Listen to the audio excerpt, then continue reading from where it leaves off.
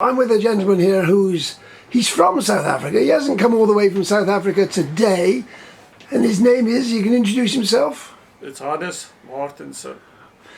And that accent which people will hear is South African, well, it's Afrikaans, is it? Yes. It's an Afrikaans accent. Now, for some reason you're in Jersey. We don't need to know what that's all about, but the interesting thing is you are blind. Yes. Now, you've been moving around the world.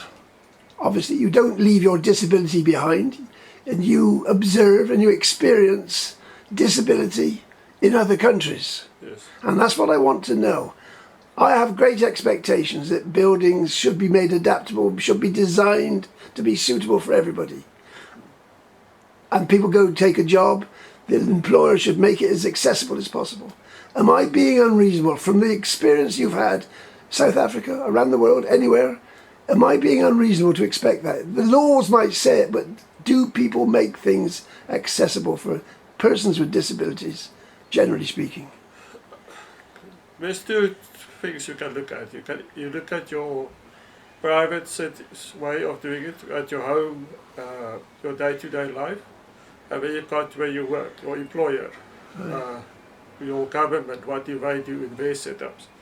So if obviously at your home you will try to do it yourself and make accessible everything for yourself so that you can help yourself. You know, your independence is very important to you, Right. if you're disabled.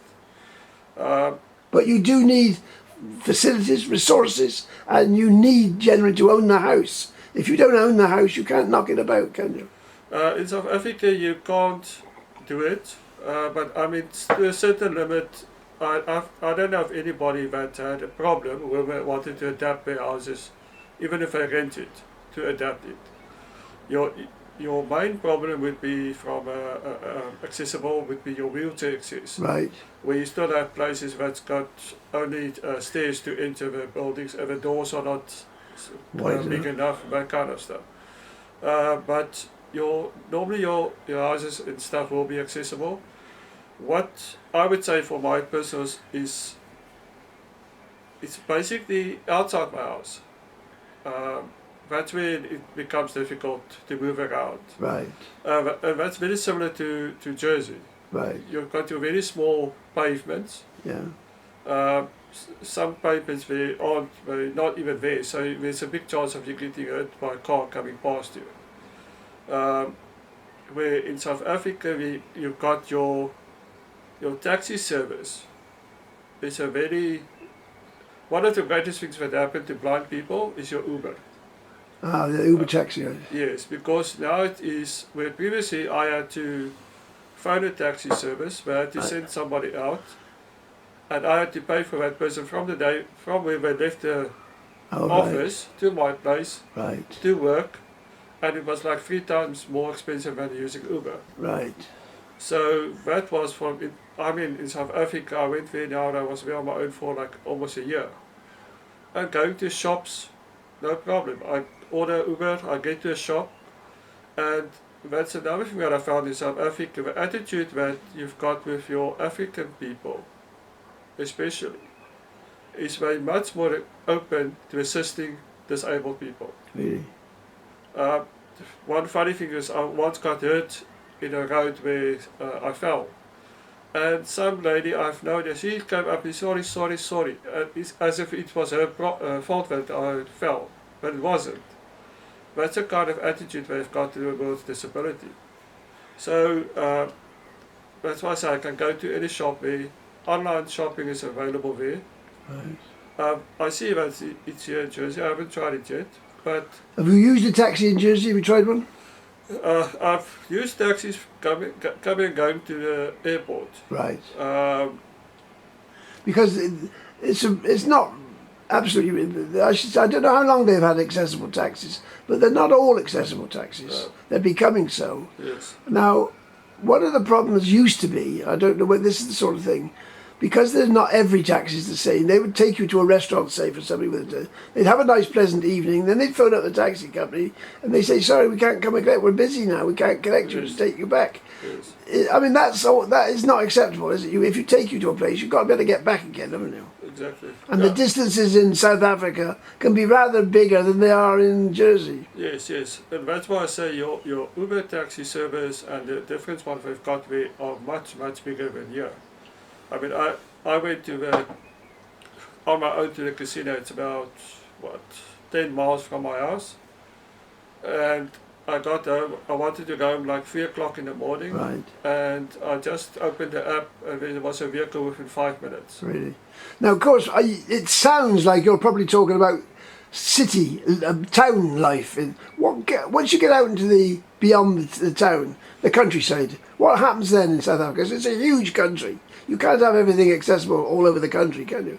It's not the same standard. No, it's your government, mostly in South Africa, your government offices are, I would say, 80, maybe 90% all Right. accessible. Right. I mean, that is something that the government is very hard on. New buildings and stuff, they need to be accessible. Right.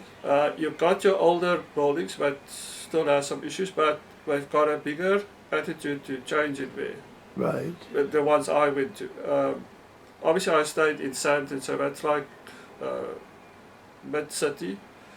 But when I grew up, I was staying in a small town about 100 miles, or well, Right. let's say 100 kilometers from Johannesburg. Right. Now, that was very different. Right. But still, what I always say, people's attitude can make up for a lot of wrongs in life. Right. So if you've got somebody people that's got an attitude to help you, you can look past the things that's not accessible at that time. It's not that you like it. You don't like to ask for assistance, but people are there to give assistance. What's your expectation? I mean, realistically, do you expect all things to be made accessible? Do you expect that? Yes. You do? Because it's not just for disabled people. No. I mean, if you take these wheelchair ramps that we've got at buildings, how many people use that's not in a wheelchair? Right. Because it's much easier to walk on that stuff Right. for anybody. Right. So a lift, if you take a lift, why don't only wheelchair users use a lift? Because everybody uses it. Right. You don't see other people using the stairs to get up to whatever floor. So making something accessible, it's nonsensical not to do it. Because everything is quicker. Right. You get quicker to your office. So yeah, it's just a case of people must get past the attitude that something cannot be done. Right. Because I was listening to a podcast the other day from a disability event that was done here in October last year, Right. where they had Lord, I can't think, Button, I think, from England was here doing the keynote speaker, and he said that with some renovation. Oh, we had Lord Blunkett here. Yes, that's Blunkett, he's blind. Yeah, and I listened to what he had to say about the one building that they have there that we're busy renovating. Right. And they got him in to assist with that. Right. And they said that there's some areas that they can't adapt for Right. disabled people. And his view was, you're not thinking out of the box. That's why he's saying that. Because if you think out of the box, you're going to get some way to do it. Yeah. To make it accessible. Well, we all start off as babies, and as babies, I say, well, we're all disabled. We can't do anything for ourselves. We have to be pushed around in a pushchair or a pram or something, or be carried. And there are other problems, toilet problems that apply to babies. So all design ought to be suitable for babies, but it's not. And that's an everyday. That's everybody. It starts off as a baby. Exactly. So we, as you suggest, we create problems for ourselves, and I don't know why we do it. I don't know why. Groter banking en tourism en safety soos in die kamer daar kom. Okay, another thing what I want to say about making stuff accessible, something that I found very interesting that I always laugh about is how many people listen to books these days. Right. On CD or on a computer or stuff. Right. That's something that was done for blind people. In the old days, you had all your books on cassettes, you Right. know, but you had to put in a recorder and you can listen to it. Now it's a standard thing. People buy that online and listen while we're driving around. Right. Now that was for blind people. So, and yeah, Of course, it doesn't. See, I find it. I like to see the pictures. I like to hear the voice. Now, I don't know how, if one of those facilities was denied me, I would find it very difficult to adapt. I would find it very difficult. Yes. But you, presumably, have you always been blind? Is it something you've always dealt with, or have you had to adapt? Have you had to adapt yourself? okay, basically what happened was I was 6 years old Right. when I went blind. Right. I had my retinas in my eyes both went loose. Right. And I went in for operations. They could save the right eye to fix that, but the left eye was totally blind from 6 years old. So I went to a normal school. Right. Then I was about 13 years, but standard 6.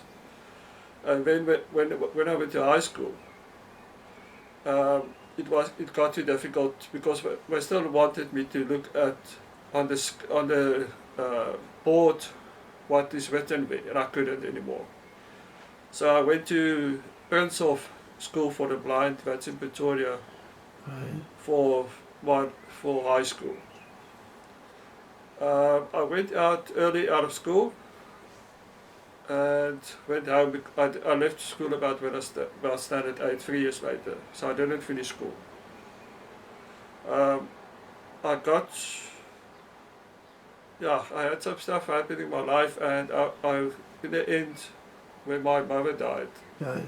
I went to Optima College, that's also in Pretoria, to do some what they call independence training. That's where they teach disabled people, especially blind people, how to help themselves, Right. to take care of themselves. And while I was there, I did a course in contact center. And that's when I also finished my high school. I went back and I finished my high school because I knew I wanted to do computer programming, but I needed to have my high school diploma to do that. Of course, that would have been when you were as a schoolboy. Yes. That would have been during the apartheid period, would it? Yeah, I was born in 1973. Right. So it's really right. So that's the interesting thing. Thinking about elections. Right. My first election that I went to, that I was able to do, was the first democratic elections in South Africa in 1994. Right. That's the first time I could actually vote. It's interesting because I've met you now because Nick the Corner was knocking on doors because there's an election on in Jersey now. Yes. So he knocked on your door and he phoned me up. He said, "There's a very interesting guy. I'd like you to meet him," Yes. and that's why we're meeting. Yes. But at the time when apartheid, the government fell, was there a big campaign on disability? Was there a big national say, "Oh, we've got to sort this out," or did it come more gradually? I don't think there was a major upheaval about it. No. But there was somebody in the president's office tasked with disability, Right. to look after disability. Right. In South Africa, your NGOs are very, I would say, very strong when it comes to disability. There's many of them for your various disabilities, where, Right. you know, your wheelchair users, deaf people, blind people, we've all got NGOs going there.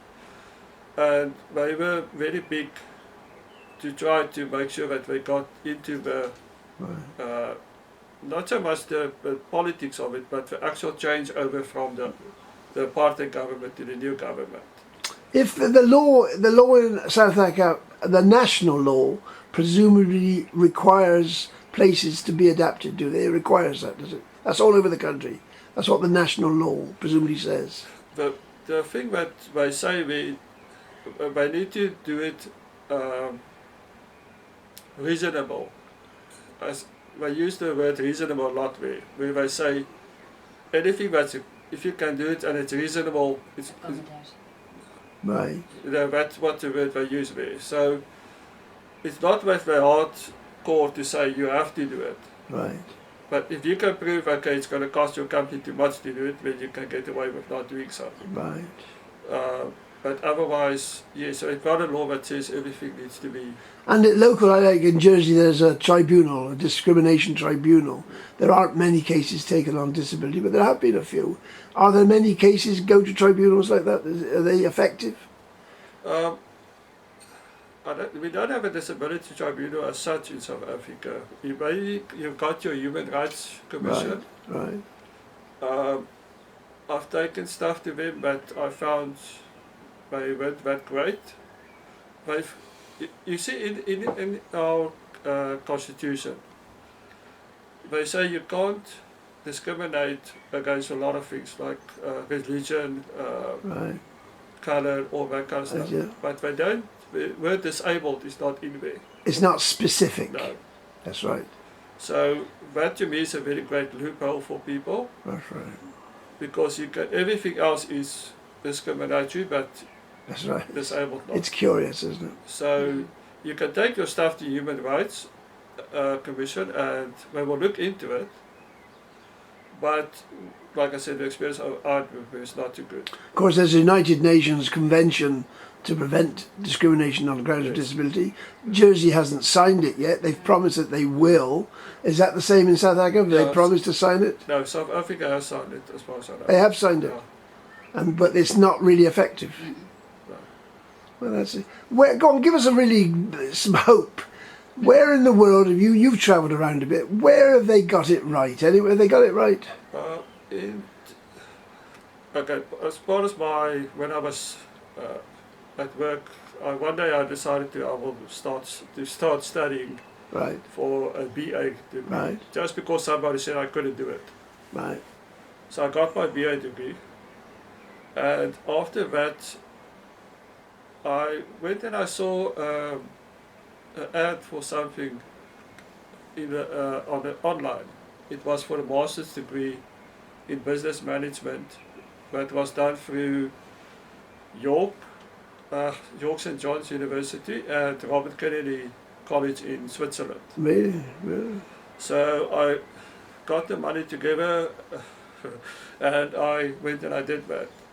And while I was doing that, I also saw that there's a Universal Design Conference going to be held in Oslo Right. in 2014. And I spoke to my wife about it, and she's very active in that line of work, and we decided we will go. And that changed my life immensely. Okay. It was, like I said, it was a Universal Design Conference, Right. so the topic was design and making stuff accessible. Really? That Really? was That's interesting. That is very interesting. and it was looking at education, employment, all different Right. built environments, transport, everything was looked at that conference. And what happened was, now this is my first time in Europe, it's something to look out for. And we got in Oslo, we landed there, we got the train to Oslo, and now we're walking out on the street, we're going to our hotel, we're going to stay. And we stop at the road, the main road there. And while my wife is looking at a map where we want to go, Right. I was with my cane feeling the pavement and Right. stuff. Right. Right. And suddenly everything stopped. Right. And my wife said to me, you made everything stopped now, just because I tapped inside the road with my cane. Right. Everything stopped. The tram stopped, the vehicle stopped, Really? everything stopped. So she said to me, my wife said to me, now you have to cross the road, because you made everybody stop.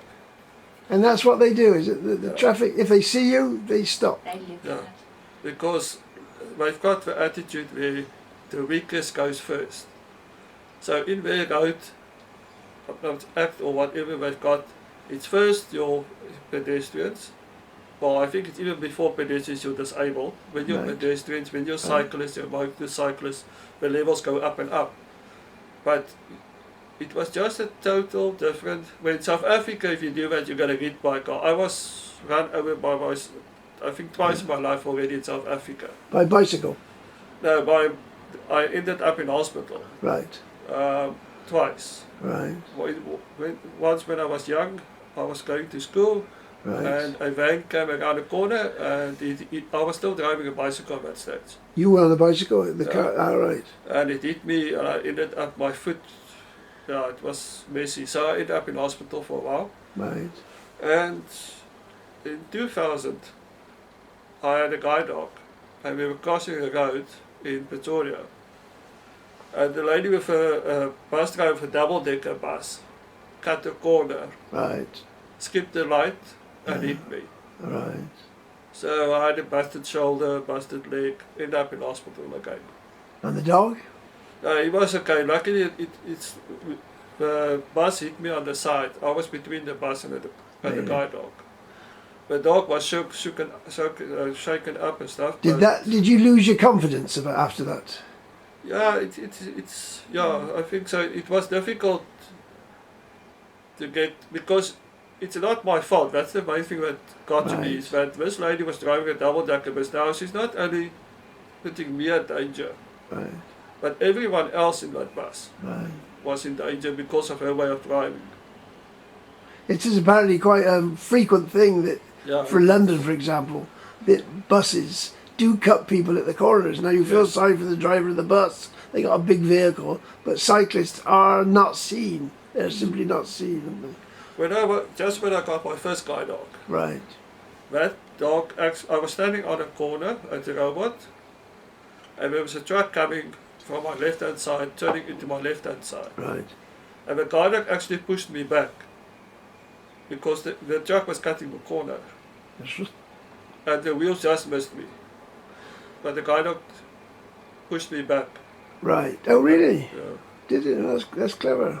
Of course, cycling is becoming a big issue now because of the world climate change and all this. Everybody's got to be riding bicycles. Now, are bicycles a nuisance as far as because you don't hear the damn things, and they suddenly upon you, and that's the first you know about it. In South Africa, you don't have, well, when I stayed in the city and stuff, you don't have bicycles. It's too dangerous for them there. Really? Yeah, it's. I mean, you must understand. You've got your taxi service that they've got there, where they use like these combis that can take 15 people. Right. Most people don't drive on the road. If the road's busy, they go onto the pavement, on the sidewalk, and they just go flat out. They don't care. There's people dying there every day Right. on the road. Mm. So here we've got bicycles. And I found it funny, I was here about, I think, 2 or 3 weeks, and we were walking from the co-op down to Lamont Street. And there was a lady coming with a bicycle. Now I can't hear properly, I'm hard of hearing as well. Right. So my wife was just telling me that what's going on with her house and with all this stuff going on there. And this lady on her bicycle got angry with us. Right. We have to get out of her way. Now I'm thinking to myself, you know what, this is a sidewalk. We're walking on the sidewalk. Right. You're not supposed to drive on there. So that's my first experience what I've got on Jersey with someone in a bicycle. So that was the demon cyclist was to blame there. They didn't hit you. It was you just. No.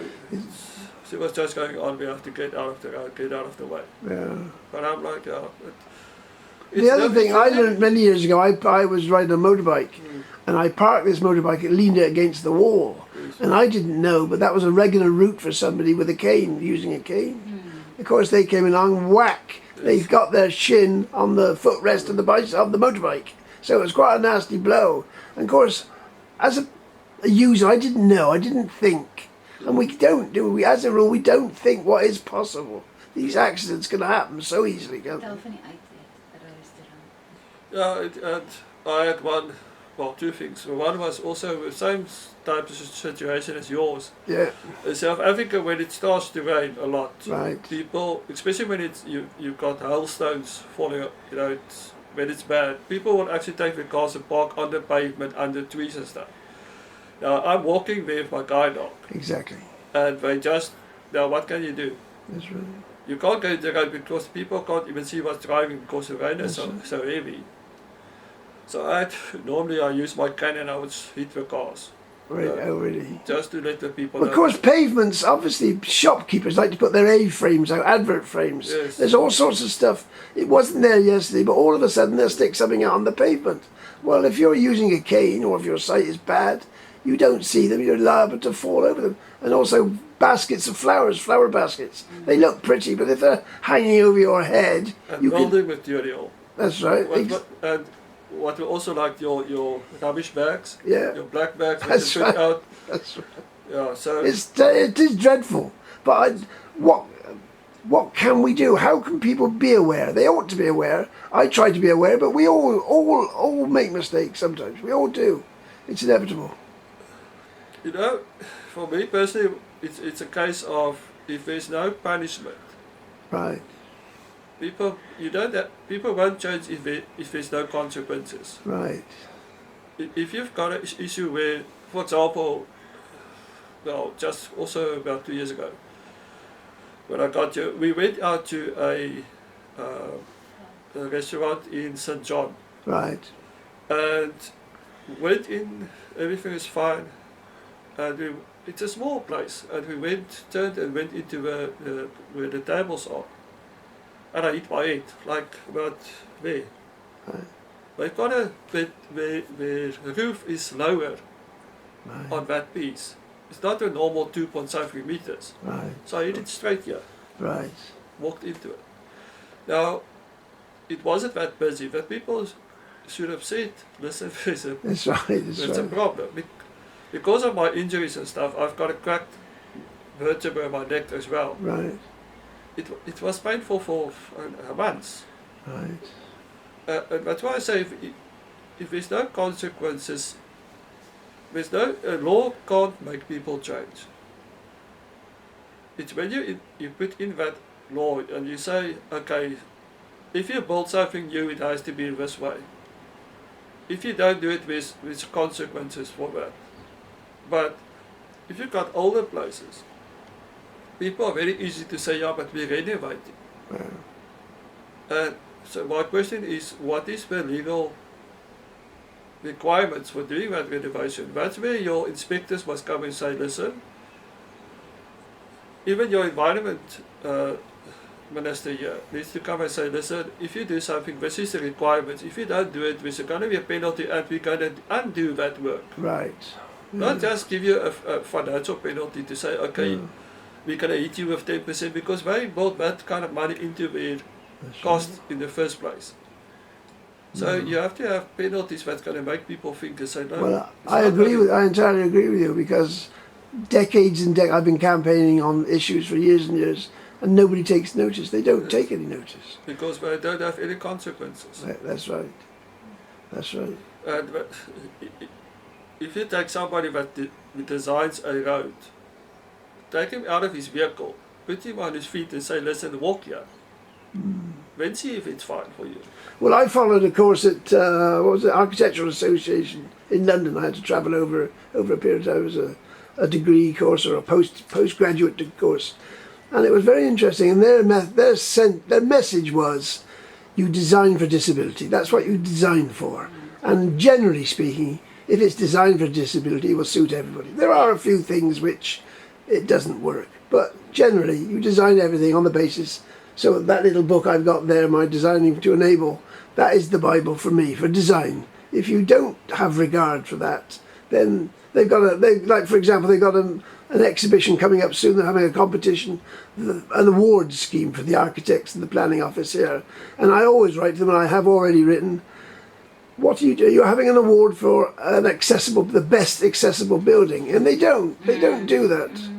You see, to make it so that you get some credit, so you get acknowledgement for designing the thing properly. Otherwise, they just don't.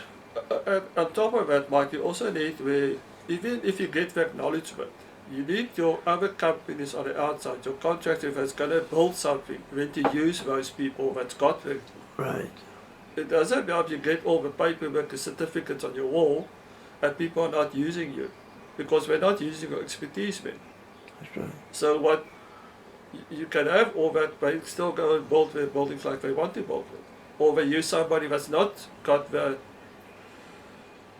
Maar is net die visibility van What value. what is the? You mentioned Oslo. yes. Would you say Oslo sets a good example? Is it? I mean, is it something we could say, follow the Oslo example, or is there somewhere better, or where's the leading that you see, the leading territory that you've seen as far as accessibility is concerned? I think Oslo was an eye-opener. Was it? But the thing about this is that you've got different things that you look at. Right. Like I said in the beginning, there's your home, your work, your day-to-day life, Right. going out at night. So everything is different. For example, crime in South Africa is very bad. Very, very bad. Right. Okay. So now you've got Jersey, where we can actually go outside at night. Doesn't matter what time it is, and we Right. can go walk outside. It's pretty safe. Exactly. So I would give up a lot of my own comfortable Right. living, accessibility, for example, to have this. To have the opportunity to go outside at night. Of course, one of the things that Oslo does get, which Jersey doesn't get, is snow. Now, I don't know what happens in Oslo because you might have the best laid design, but if the snow comes down, it all disappears, doesn't it? Yes, luckily when we were there it wasn't snowing. Was it? So we went there, it was like June when we went there, so it wasn't that problem. But yes, I think you will always have some different accessibility issues depending on where we are. I mean, Right. like I said earlier, if it was raining and you were caught outside Right. and you've got a guide dog and you have to walk on a sidewalk and somebody just decides to park in front of you, what can you do about it? So I think it's similar, it's horses for courses sometimes. Obviously, guide dogs, they're always raising money charitably here for guide dogs. In South Africa, are they provided, or is that a charitable thing as well to have a guide dog? It's also NGO. They've got their head office is in Johannesburg. Right. In my life I had 2 guide dogs. Right. But we also got an office in Cape Town as far as I know. And it is all by sponsorships and donations Is it? that we get to work. I mean, it looks very good from my point of view. See a dog trained to do that sort of thing, but it can't be so easy. I mean, you have to get used to the dog. They have to train the dog. There's quite a lot of intensive work goes into that, isn't there? Okay, but how it basically works is they get the puppies at 6 months old, Right. and when we start training we'll be for Right. 6 months. Then what would happen is they've got live-in training center, so where you have to fill in all the papers and go through all the things, and then they will sit and decide and say, okay, this person's personality, we've got this dog available that's probably going to fit each other. So what we'll do is we'll give you a call, you'll go there for 3 weeks. Right. First week we'll just do, without guide dogs, we'll just do a normal test with you to walk you around and see how you walk and all the different things. And then we will decide, okay, they asked me the first time, they asked me what kind of guide dog do I want, personality wise. And I said, I just want a guide dog that's laid back, it's not too much effort. I got my first one when I was 18. So I had him for 10 years, but he worked, Right. but he got epileptic attacks, so I couldn't use him as a guide dog at that stage anymore. Right. So I got my second one, and they also asked me, for the second time, they asked me, okay, what kind of dog you want? Now I know how guide dogs are, so I said I want a big white dog, and I got one. So that was my luck on that stage. So yeah. Of course, there's the other demands. I mean, deaf people have dogs. There's different people. It's not only blind people who Yeah, have but dogs. also- So yes. there's quite a demand for them, isn't there? Yeah, they also do the assistant dogs that we train with at guide dogs. Right. Guide dogs also do the training for those guys. Oh, do you? Yeah. So yeah, like I said, you do your 3 weeks there, and then you go back for a week.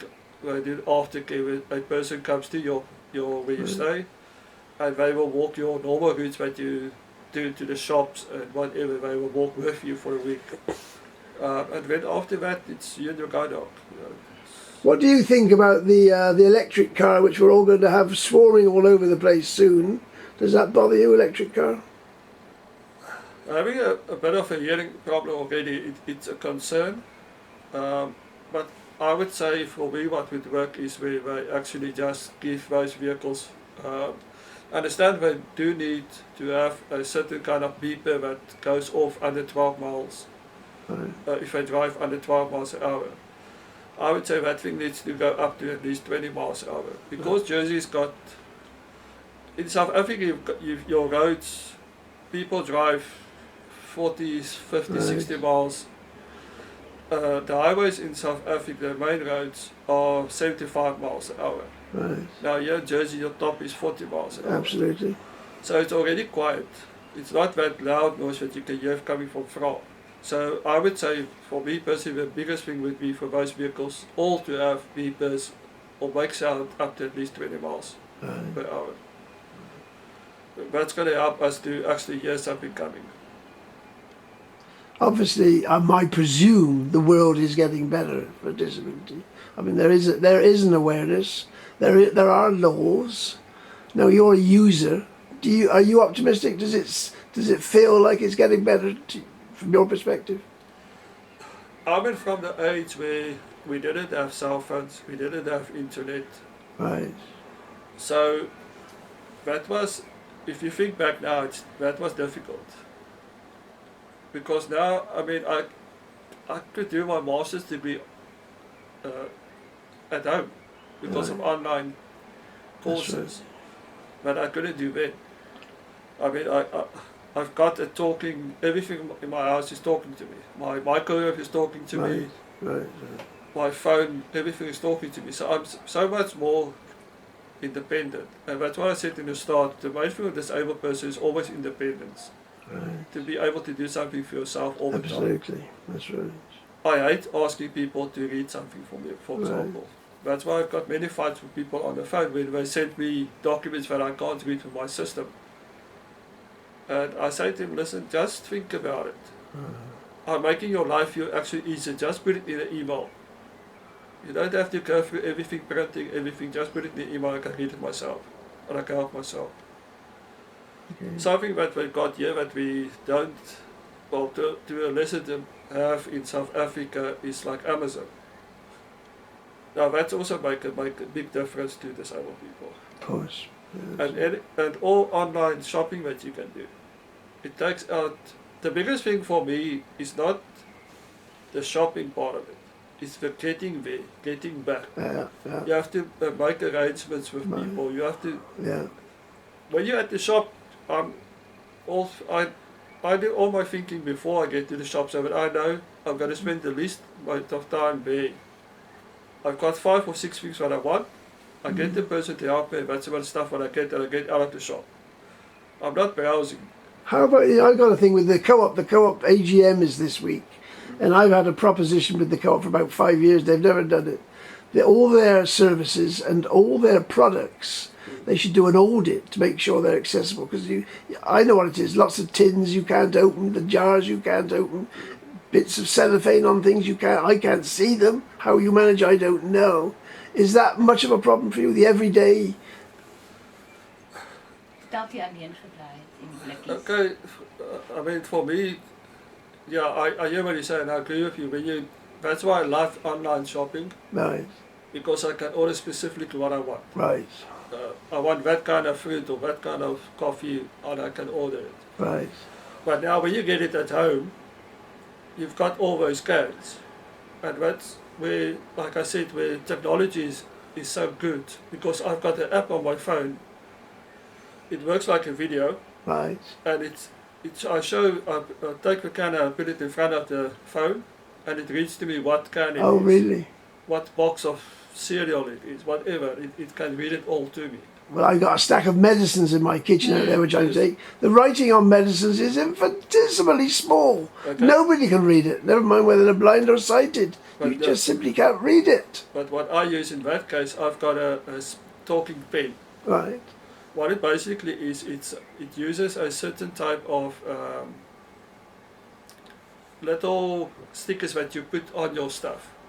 And when you take your pen and you show it, those stickers are all unique. Really. There's no two that's the same. Right. The technology in that thing. So you've got a pen that's got a little camera in front of it. Oh, amazing. And what you do is you can, obviously first time you will, I would say to, okay, it's a can of beans. And I will record that on the pen. And that pen will always, as soon as I show it that sticker, it will tell me it's a can of beans. So that's what you can do with your pills, for example. If you've got 5 different types of pills, you can all name it, give them each their own sticker, own recording on that phone, on that pen, and every time you want to use a pill, you can just swipe it on that thing, it's going to tell you which pill it is. So you're trying to convince me that computers are good. They drive me mad. No, it's a good thing. It's It depends what you use it for. Okay. We're going to have to stop. Yeah. But I thank Mr. Zakornu for introducing you to me. I hope it's been interesting for you. Very much. But we'll Yes. put this out, and if you give me an address, I will make sure you get a copy of it. I appreciate it. Thank you very much. Most pleasure to meet you. Thanks, Mike.